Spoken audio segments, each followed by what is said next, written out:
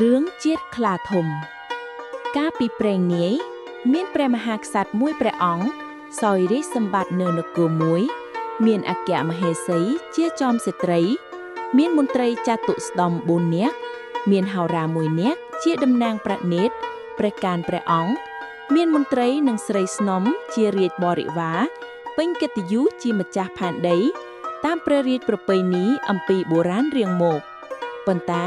ព្រះមហាក្សត្រនិងចតុស្ដម្ភទាំង4នាក់ពុំបានរៀនវេទមន្តខាងការពិជ័យសង្គ្រាម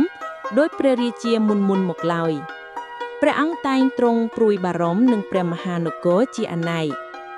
ដល់ព្រះរាជានុភាពរបស់ព្រះអង្គចេះតែទុនទាបចោះទ្រង់ក៏រំពឹងថាបើប្រសិនជាមានសឹកសត្រូវចូលមកលុកលួយដណ្ដើមព្រះនគរអញមកជាព្រះនគរនឹងបានទៅក្នុងកណ្ដាប់ដៃនៃបច្ចមិត្តដោយងាយពុំខានឡើយថ្ងៃមួយវេលាម៉ោង8ព្រឹកព្រះអង្គទ្រង់យាងចេញកាន់ចុងព្រះរាជរោងដោយមានព្រះអគ្គមហេសីគង់អែបណែបជិតព្រះអង្គហើយដោយមានហោរាចតុស្ដម្ភទាំង4នាក់និងមន្ត្រីឯទៀតក្រាបបង្គំគាល់តាមធម្មតា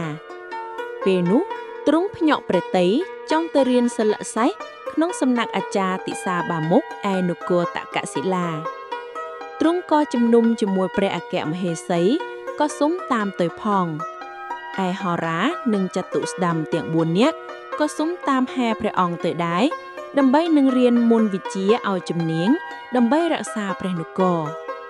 ព្រះអង្គក៏ទ្រង់ព្រះរាជានុញ្ញាតជំនុំស្រេចហើយមានថ្ងៃមួយព្រះអង្គនាំអគ្គមហេសី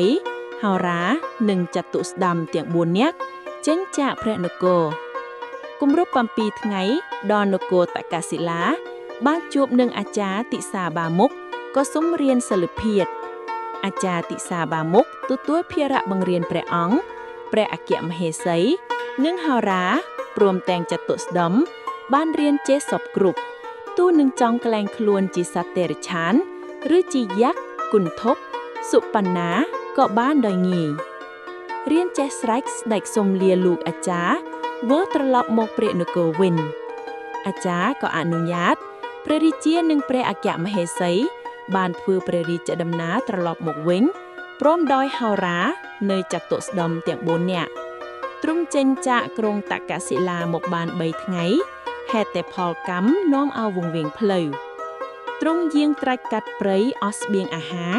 សោយតែមើមឈើនិងផ្លែឈើព្រះរាជាទ្រង់ស្ដាយព្រះជន្មទ្រង់ក៏ជំនុំគិតជាមួយហោរាចតុស្ដម្ភទាំង4នាក់ព្រមទាំងព្រះអគ្គមហេសីថាឥឡូវនេះយើងជិតដល់នៅការអស់អាយុសង្ខារគ្រប់គ្នាហើយព្រោះគ្មានអាហារនិងចិញ្ចឹមជីវិតតើអស់លោកយល់ឃើញដូចម្ដេចហោរាទូលព្រះអង្គថាទូលព្រះបង្គំជាខ្ញុំយល់ឃើញថាមន្តវិជ្ជាដែលយើងបានរៀនមកសឹងចេះសព្វគ្រប់ដូចគ្នាហេតុនេះបើកែឡាខ្លួនជាសត្វខ្លាធំហើយនឹងចាប់សត្វឯទៀតធ្វើជាអាហារទម្រាំតែទៅដល់ព្រះនគរ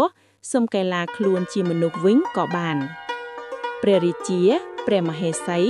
នៅចតុស្ដម្ភក៏ព្រមតាមហោរាទ្រង់មានព្រះបន្ទូលសួរថា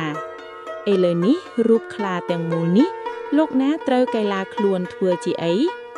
ចតុស្ដម្ភសុំធ្វើជាជើងខ្លាទាំង4ហោរាសុំធ្វើជាកន្ទុយ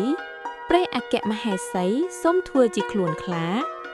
រូបខ្លាទាំងមូលនេះឃើញនៅសល់តែក្បាលគឺតួព្រះមហាក្សត្រ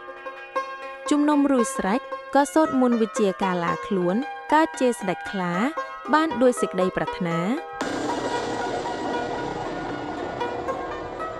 ស្ទុះបោលដេញចាប់សត្វប្រើក្តាន់ជាអាហារលុះអំឡុងទៅក៏កើតមានសេចក្តីសប្បាយភ្លេចរាជសម្បត្តិនិងព្រះមហានគរពុំស្ដាយសោះហេតុនេះបានជាសត្វខ្លាមានកម្លាំងជាងសត្វឯទៀតហើយសត្វខ្លានេះការនឹងចាប់សត្វជាអាហារគឺដឹងដោយសារកន្ទុយជាមុនព្រោះជាហោរាដងខ្លួនដែលទន់ភ្លន់គឺព្រះអគ្គមហេសីជាស្ត្រីភាពឯក្បាលដែលមើលឃើញសម្បើមអស្ចារ្យគឺតួអង្គព្រះមហាក្សត្រដែលមានមហិទ្ធិឫទ្ធិជាងគេទាំងអស់ឯជើងទាំង4ដែលមានកម្លាំងខ្លាំងហើយមានក្រចកមុតគឺចតុស្ដម្ភទាំង4សូមចុច Subscribe និងសញ្ញារូបកណ្ដឹងដើម្បីទស្សនាវីដេអូក្រោយទៀតសូមអរគុណ